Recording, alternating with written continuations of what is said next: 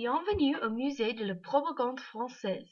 C'est le premier musée de France qui montre seulement les pièces de propagande. Maintenant, nous avons ici avec la directrice du musée, Meg McIntyre, qui va nous dire comment le conseil de ce musée est venu à être. Bonjour, je m'appelle Alex Janson avec l'agence France Presse. Je suis ici aujourd'hui avec Madame Megan McIntyre, la directrice du musée de la propagande. Bonjour Madame. Bonjour. Je vais te parler aujourd'hui de votre nouveau musée de la propagande et la société. Et mon première question, pourquoi est-ce que la propagande est importante pour comprendre l'histoire de la France?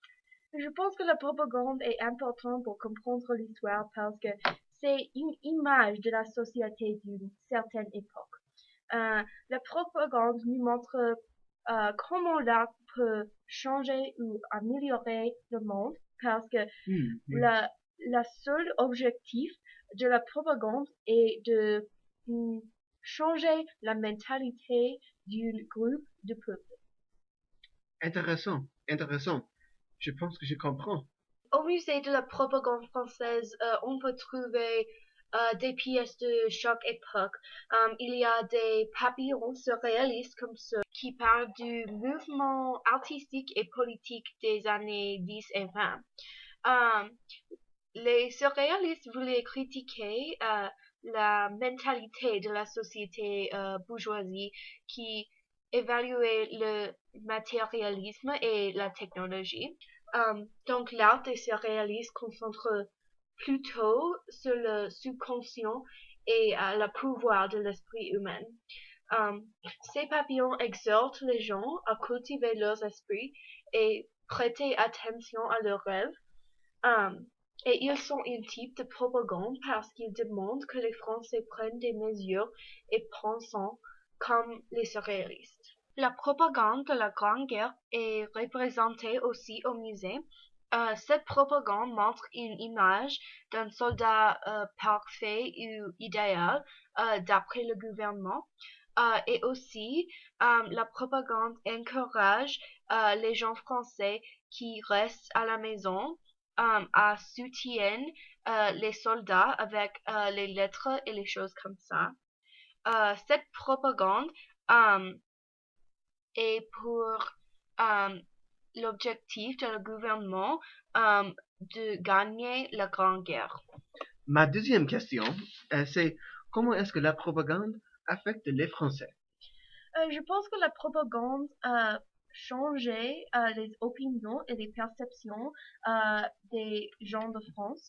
Par exemple, la propagande du régime de Vichy a proposé une image idéale de la famille de France.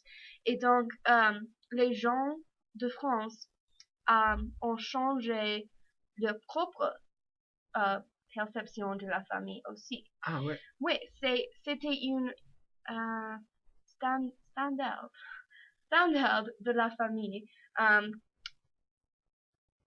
que les gens doivent accepter peut-être? Oui, doivent accepter, doivent suivre Intéressant, oui. pendant cette période. Oui. Ce sont des exemples de la propagande pendant le régime de Vichy. Il y a une image de la famille parfaite dans les yeux du gouvernement. Aussi, il y a une affiche de propagande qui dit que les trois idéaux de la France est travail, famille et patrie. Ce sont des idéaux que le gouvernement veut imposer sur les gens de la France. Finalement, le musée concentre sur la propagande de l'exposition coloniale. Les expositions étaient pour créer une image positive de le colonialisme de la France, mais aussi c'était un événement d'exploitation des gens étrangers. Et ces pièces de propagande montrent cette image parce qu'on peut analyser le langage et les images et les choses comme ça pour comprendre comment les gens étaient exploités. Et ma question finale c'est, est-ce que la propagande est vraiment l'art? À mon avis, c'est vraiment là. Oui. Parce que la propagande a quelque chose à dire sur le monde, quelque chose important à proposer au monde. Et aussi, comme beaucoup d'art, la propagande a le pouvoir de changer le monde et les perceptions des gens. Oui. Merci, madame. Oui, merci. Oui.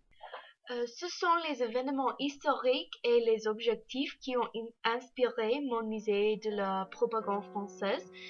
J'espère que vous allez visiter bientôt et en apprendre davantage sur les effets de la propagande sur l'histoire de la France. Merci.